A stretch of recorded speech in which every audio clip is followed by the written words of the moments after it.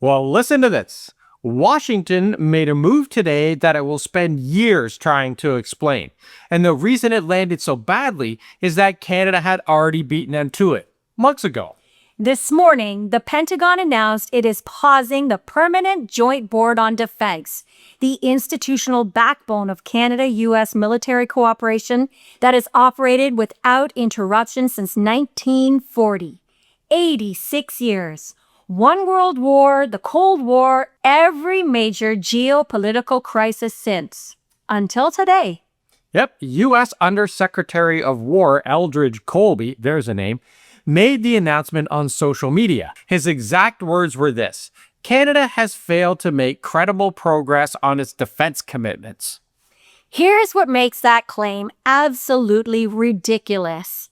NATO confirmed in March that Canada had crossed the 2% of GDP defense spending threshold for the first time since the end of the Cold War. Canada delivered what Washington had been demanding for years. So, Washington's response was to move the target to 3.5%. And 3.5% would require Canada to more than double its current defense budget.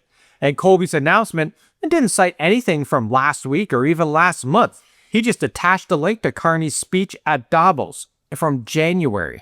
Washington held that speech for 4 months and then used it to justify pausing an 86-year-old institution. Let's be precise about what was paused today, because the name sounds administrative, but you have to know what it is in order to process the gravity of Trump's move here. The Permanent Joint Board on Defense was created in August 1940 by Franklin Roosevelt and Mackenzie King at Ogdensburg, New York. Nazi Germany was operating across Western Europe. Both governments recognized that North American security required a direct, permanent channel between them, not just occasional meetings, a standing board.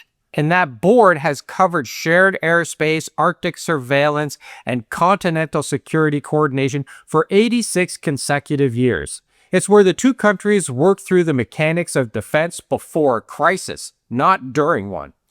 What Colby paused today was not NORAD. What was suspended is the ongoing institutional dialogue about how that architecture evolves and who has a seat at that table when the decisions get made.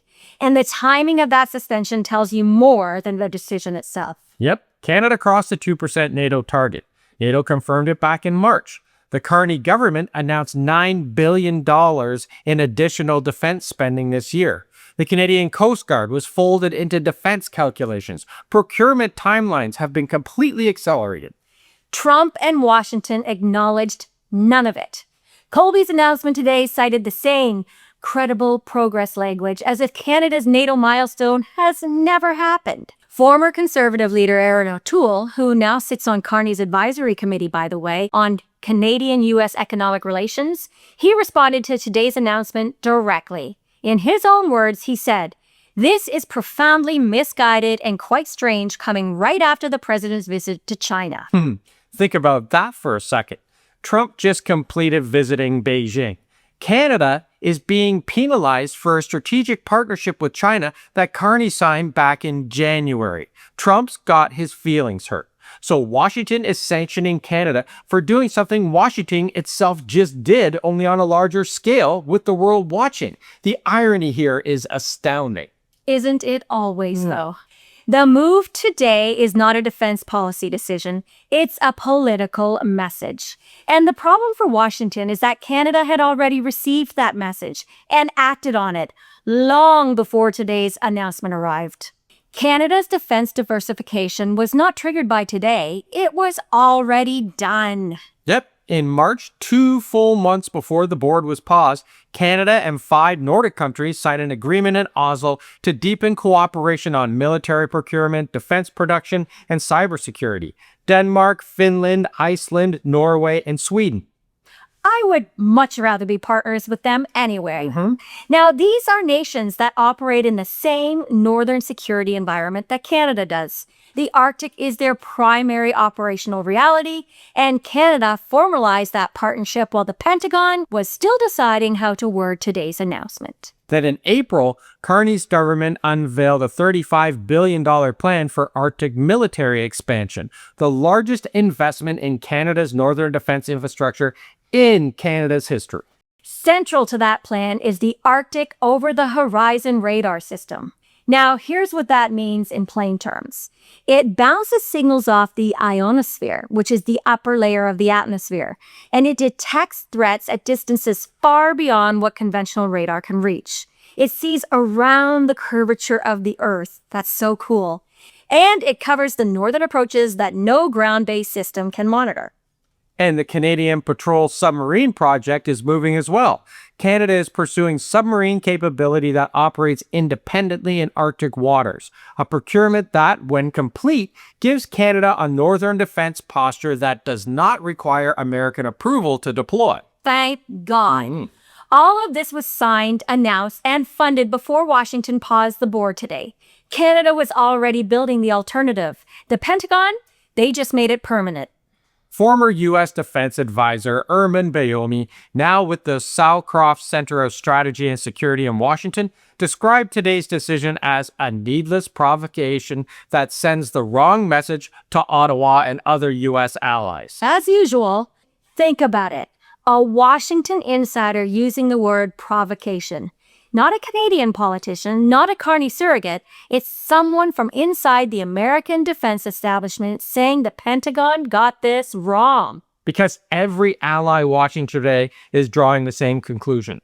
The United Kingdom, Australia, Japan, South Korea, every NATO member, they all just watched the United States pause an 86-year defense board with its closest geographic neighbor over a political disagreement about a speech delivered 4 months ago. Security alliances run on credibility. An American security guarantee has always carried weight because it was assumed to be durable, that it survived political disagreements, trade disputes, changes of governments. Today, that assumption was tested against Canada in public. And Canada's response? Well, didn't come from today, but from the last 6 months. We were already doing it. We have been building accordingly. The Nordic agreements, the Arctic investment, the European partnerships that Prime Minister Carney announced in May. Every one of those decisions now has a justification the Pentagon itself delivered.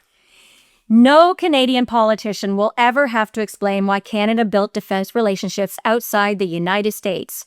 Washington explained it for them today on social media.